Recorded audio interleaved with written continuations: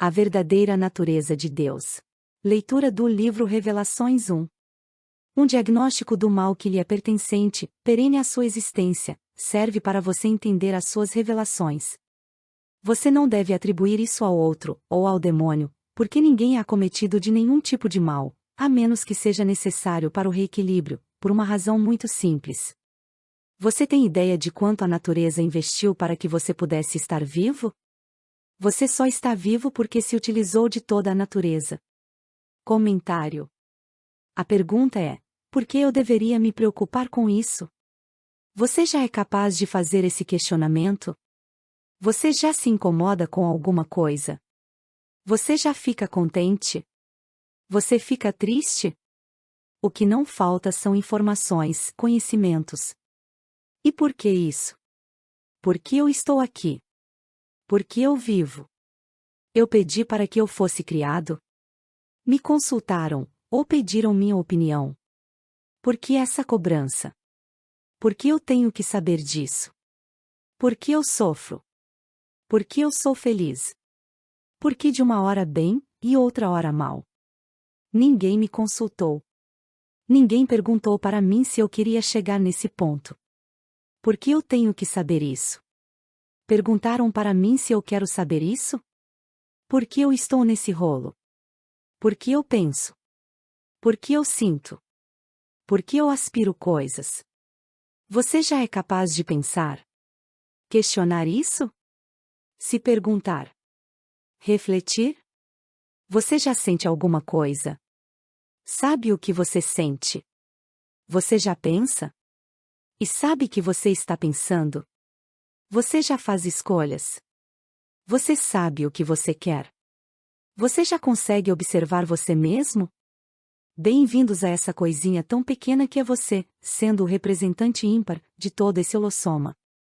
E nada disso existe se você não existisse. Com certeza não depende de você. Mas questionar sobre isso, pensar assim, você fica muito importante para você mesmo. Em detrimento do outro que tem a mesma importância que você. Dentro de você, cabe todo esse universo. O que você for capaz de questionar, entender, não entender, gostar, não gostar, cabe dentro de você. E a coisa é muito maior do que você é capaz de imaginar. Talvez você consiga dimensionar essa grandeza diante dos seus problemas. Fica mais fácil. Mas essa grandeza é você. Sobre todos os aspectos. E as minhas dificuldades? E os meus problemas? E minhas dores? O que me incomoda? E o que eu não gosto? E o que eu não quero? E o que eu não tenho? O que para mim é desconfortável? O conforto, o oposto, tem o mesmo tamanho dos seus questionamentos. O que você entende já é o que não lhe conforta, é porque você sabe que existe coisa igual e contrária, e que você deseja profundamente. Tudo que é de mais ruim, de mais desconfortável, que você abomina, tem o exato tamanho do igual e contrário. Logo você vai descobrir isso por você mesmo. Você não precisa errar para acertar. As dificuldades, de qualquer natureza, têm um preço. O que é bom é de graça. E você está aqui, de posse dos sentidos, ouvindo, tendo que lidar com o mundo e as dificuldades. É porque você existe. E você não decidiu nada. Só agora você começou a pensar. Só agora você tem opção de escolha. É normal esse conflito. Porque até então, você foi feliz. E somente feliz. Mas na evolução que não lhe pertence, você é convidado a fazer escolhas. Mas há uma sensação de estar sozinho, inseguro entre o que é certo ou errado. E nem sempre as escolhas lhe fazem feliz. É verdade. Mas eu posso lhe garantir que você não está só. Não com os pares das dificuldades. Você não está só, no cuidado que você mereceu antes e era feliz na evolução. E na dificuldade que se apresenta, na capacidade de raciocínio, você não está sozinho. Inventaram toda sorte de teses, de meios, deram 1000 nomes, religião, deuses, mas você nunca viu. E as lembranças dos sentimentos são mais de sofrimentos, do que de alegria, do que de paz. Mas você está convidado a esse questionamento, para você descobrir por si só a sua própria importância. E que você é esse Deus que você procura. Reconhecer isso é ver no outro a presença de Deus. E ser absolutamente grato aos que lhe servem dos reinos anteriores. Isso não responde nada para você. Mas dá para estabelecer na lógica o questionamento que vos consome, que você tem um coração, que representa o seu sentir, você tem uma mente que representa o seu pensar. E você tem um espírito que representa as suas aspirações. Você não está só. Quem está contigo? Você mesmo. Onde quer que você vá, você não está sozinho. Você está pensando o tempo todo. E isso não mais se apaga. Sentindo, ainda que seja ciúme, raiva ou inveja. Mas você sente. E alguma coisa brilha dentro de você que é a aspiração de uma experiência, de um mundo melhor. Então é de fato. Você não pediu nada mesmo. Você não foi consultado sobre nada. Foi tudo à revelia. É verdade. Você não pediu para evoluir. É verdade. Mas eu creio que alguém que chegou primeiro está tão extasiado de felicidade, de bênçãos, de bem-estar, que está convidando você para também fazer parte. É uma questão de tempo para que você, por si só, possa se fazer por merecer. Leitura do livro Revelações 2. O caminho, o rio, lhe conduz para que você possa ser importante. Isso porque o rio é feito de gotas e o mar também. Você representa uma dessas gotas e, se for tirado, tanto o rio quanto o mar deixarão de ser completos. Isso não é arrogância. Não é reconhecimento. É importância. Quando você descobrir isso, não precisará mais do reconhecimento do outro. Você é o eu sou. Comentário: um é o todo, e o todo é o um. É normal se sentir inútil. É normal se achar excluído. É normal não fazer parte. É normal ficar no mimimi. É um excelente sinal que você está nadando no meio de muitas gotas. Se você está querendo reconhecimento, também é normal. É o ego. Mas, já já, você vai procurar o ponto mais alto da montanha. Não para ser visto. É para deslumbrar o horizonte que você espera. Quer você queira, quer você não queira, você já adquiriu consciência. Quem tem consciência, basta ser humano. Você pode matar e morrer tantas e quantas vezes você quiser, mas você não morre mais. Leitura do livro Revelações 3. No navegar da sua vida, você pode passar por tempestades muito graves, bem como por pequenas. Então, observe que a maioria das atribulações e dificuldades que estão lhe acontecendo são de natureza mental, porque não atingem o emocional, com uma desilusão, nem o físico, com uma doença. Agora, para aqueles que já estão sendo atingidos no emocional ou no físico, fica a compreensão de que toda atribulação e toda tempestade representa o reconhecimento de si mesmo. Comentário: você pensa, mas não é capaz de dizer o que você está pensando. Precisa correr atrás do pensamento.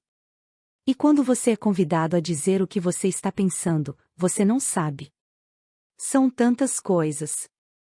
Ou melhor, do que você está pensando, você quer falar a coisa certa. E você fica nesse conflito, nesse desconforto. Mas o pensamento é esse, que chega primeiro, porque o cérebro físico é uma grande antena.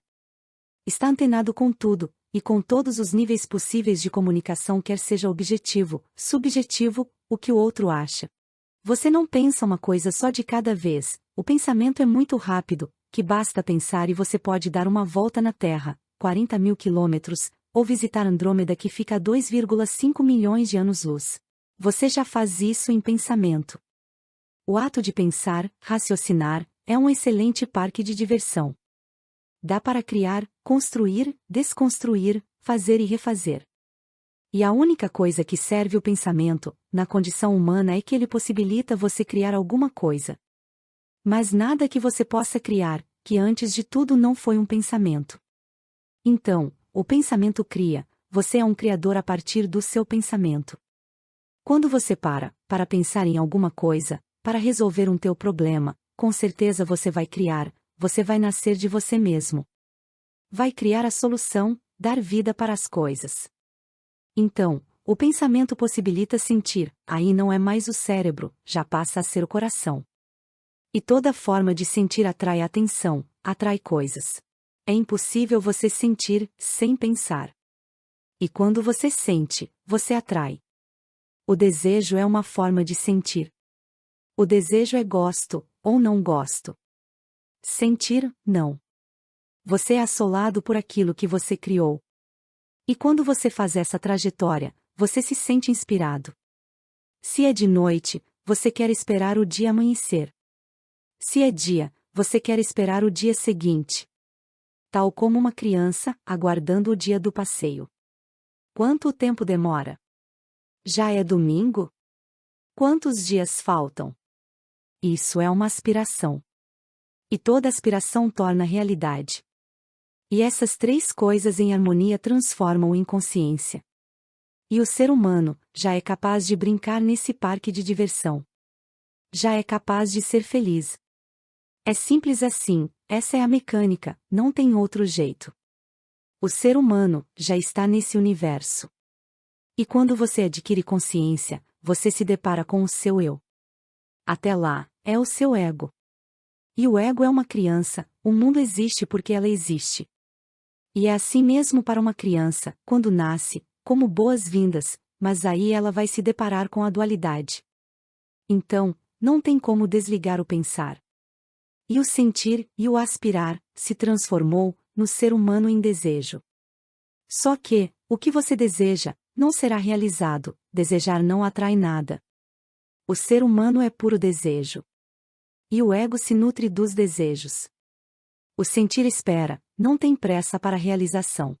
Leitura do livro Revelações 4. O que precisa ser aprendido é muito mais simples do que se imagina. Continue sendo o que você é, sem mudar ou se adaptar a nada, porque a prática do bem é comum a todas as culturas, espécies, reinos e em todos os níveis. Você não precisa se aliar a nenhuma forma pensamento, mas se quiser se manter saudável, pratique o bem sem olhar a quem. Qualquer um pode sentir-se útil, o detalhe é que é simples demais para ser verdade. Comentário: existe Deus, mas tem muita gente que alcança a evolução sem esse Deus. Porque parece que o ser humano depende de alguma coisa para ser feliz. A prática do bem seria um caminho. E praticar o bem é fazer para o outro o que você quer para si. Quer ser feliz, o outro ser humano certamente também quer ser. Mas há o papel de ter que acreditar em alguém que possa te fazer feliz, para que você possa evoluir. Então, um excelente sensor seria Deus, o Criador de tudo e de todos. Mas o problema é que você está convencido de que Deus é uma pessoa, uma instituição. A fé que você tem, a crença que você tem, o poder que você deposita, a sua esperança em Deus. Em que momento esse Deus lhe é útil? Quando você acredita que ele existe verdadeiramente. Você dobra o joelho e pede com vontade? E você se aprofunda em todo o seu esplendor do bem e da prática da caridade? Em que momento? Você procura esse Deus na hora da necessidade, quando você não está bem. E você pede, morrendo de medo de que ele não te ajude. Mas você pede, mesmo envergonhado porque nunca teve uma boa relação com ele. Mas dizem que não há o que ele não resolva. Mas você não tem essa crença, e você acredita que Deus não existe, e você vai ter que resolver por você mesmo. E você não vai precisar de ninguém. Mas já que você está de posse das suas dificuldades, sozinho, você não é capaz, você se perdeu no ego, quebrou a cara, se deu mal, ou a natureza está ensinando quanto custa uma gota d'água, a importância dela. Você volta para uma compreensão maior que te permeia, a própria existência, o Deus no outro e em você mesmo. Então, você se inclina, você procura Deus na hora que você precisa. Não é que ele te atende, é com você mesmo, tal qual você pediu. Quando essa crença se aproxima de você mesmo e você toma o chá, o remédio, faz a cirurgia necessária, você se cura. O conhecimento humano é esse Deus, os antibióticos, os remédios, a crença. É fantástico, mas é sempre na hora da dificuldade. Você até esquece que está respirando, e isso determina o começo e o fim da sua vida. Se Deus é o Criador e Ele existe, Ele está no ar que você respira. Mas tire Deus dessa prateleira que você procura quando você precisa, tal qual fosse um remédio. E tenha Ele na sua respiração. Isso não vai tirar você das provas. Porque você vai ter que estudar muito para tirar notas boas. E se for expiatório, se comporte. Porque você só tem o que você merece. Vai voltando para Deus. Uma hora tem 60 minutos, um dia tem 24 horas e em um dia você tem 1440 minutos. Vocês participam de um grupo de oração assistida durante 11 minutos por dia. 11 é um portal, então participe dessa egrégora de energia em oração coletiva. Pois Deus se fortalece para ajudar quem precisa com a energia dos bons. Você não colabora em nada com o doente fazendo uma visita para comparar que a sua doença foi pior que a dele. Então, Deus se fortalece, Ele se preenche com as pessoas que estão bem. O que ajuda o doente não é o presente que você leva, é a sua presença. Não tem como você não ter a presença dos seus familiares quando você nasce, mas necessariamente você pode morrer sem a presença deles. É muito triste. Então, se você quer fortalecer o Deus coletivo, se você quiser ter uma resposta mais imediata para que Deus possa lhe atender com maior rapidez, faça você mesmo. Faça uma meditação. A prática do bem não é fazer nada para ser reconhecido. Observe as falas das orações, você só procura Deus para pedir. Ninguém chega bem, se oferecendo, perdoando à medida que é perdoado. Ninguém faz isso. Então, esse é um Deus bom. Agora, existe aquele Deus que pode te punir, que pode te fazer mal. Ele pode mandar você para o inferno. Então, essa dualidade representada no ego da dominação, onde a ignorância fala mais forte, acreditando em Deus como sendo uma pessoa, não uma consciência do coletivo. Porque o milagre, você precisa acreditar nele, e achar só mais um que acredita que você é capaz. Existe essa carência no mundo. E essa é a referência de Deus no outro. Então, entender Deus como uma pessoa, olha do seu lado, olha do outro. Ele não está nem à frente nem atrás de você. Ele está do seu lado. Boa sorte a todos.